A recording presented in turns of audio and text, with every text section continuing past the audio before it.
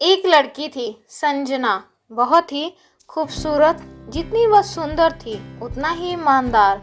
ना किसी से झूठ बोलना, ना फालतू की बातें करना, बस अपने काम से काम। संजना की क्लास में एक लड़का था जो मन ही मन उससे बहुत प्यार करता था। नाम था उसका ओम।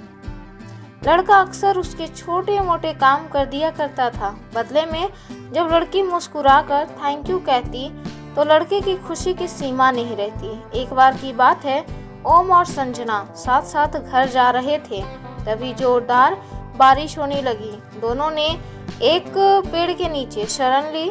बारिश बहुत तेज थी। कुछ ही पलों में बूंदें छन छन कर नीचे आने लगी। ऐसे में बारिश से बचने के लिए दोनों एक दूसरे के बेहद करीब आ गए। संजना को इतने करीब पाकर ओम अपने जज्बातों पर काबू न रख सका।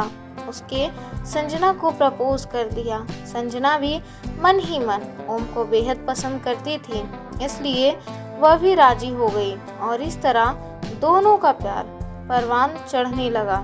एक बार की बात है, संजना उसी पेड़ के नीचे ओम का इंतजार कर रही थी।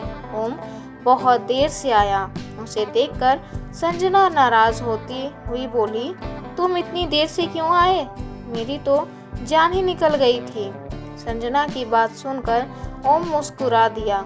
जाने मन, मैं तुमसे दूर कहाँ गया था, मैं तो तुम्हारे दिल में ही रहता हूँ। तुम्हें यकीन ना हो तो अपने दिल से पूछ लो। इस प्यार भरी बात को सुनकर संजना अपना सारा गुस्सा भूल गई और वह ओम से लिपट गई। एक दिन दोनों लोग उसी पेड़ के नीचे बैठे बातें कर रहे थे। संजना पेड़ के सहारे बैठी थी और ओम उसकी गोद में सर रखकर लेटा हुआ था। तभी संजना बोली, जानू, अब तुम्हारी जुदाई मुझसे बर्दाश्त नहीं होती है।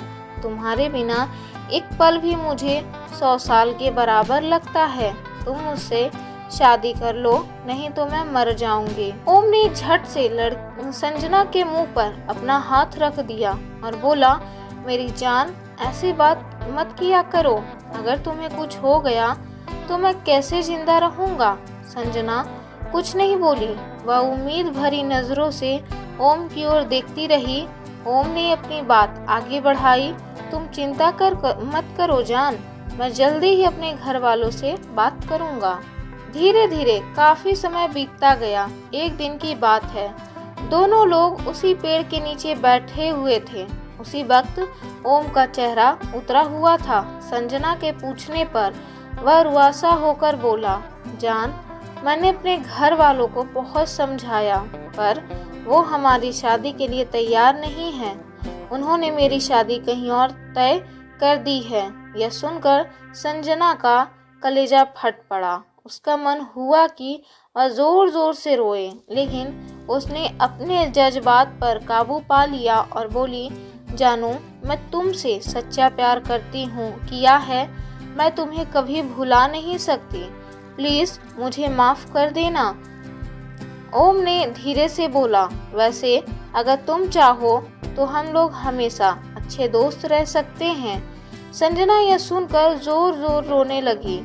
ओम ने उसे बहुत समझाया, पर संजना चाहकर भी अपने आप पर काबू नहीं कर पाई और वह रोते हुए अपने घर को चली गई। देखते ही देखते ओम की शादी का दिन आ गया।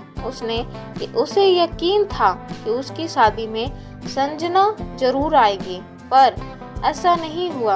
हाँ, उसका भेजा हुआ एक गिफ्ट पैक उसे जरूर मिला। संजय ने कांपते हाथों से खोला। उस गिफ्ट को देखते ही बेहोश हो गया। उस गिफ्ट में और कुछ नहीं, खून से लथपथ संजना का दिल रखा हुआ था और साथ ही में थी एक चिट्ठी जिसमें लिखा हुआ था, अरे पागल, अपना दिल तो लेते जा, वरना अपनी पत्नी को क्या देगा।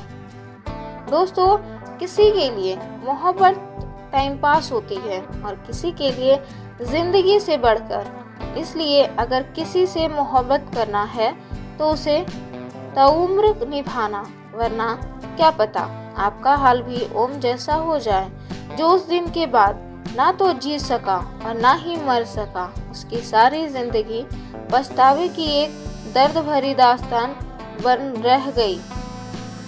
दोस्तों, अगर मेरी वीडियो अच्छी लगी तो मेरी वीडियो को लाइक करें, शेयर करें, चैनल को सब्सक्राइब करें।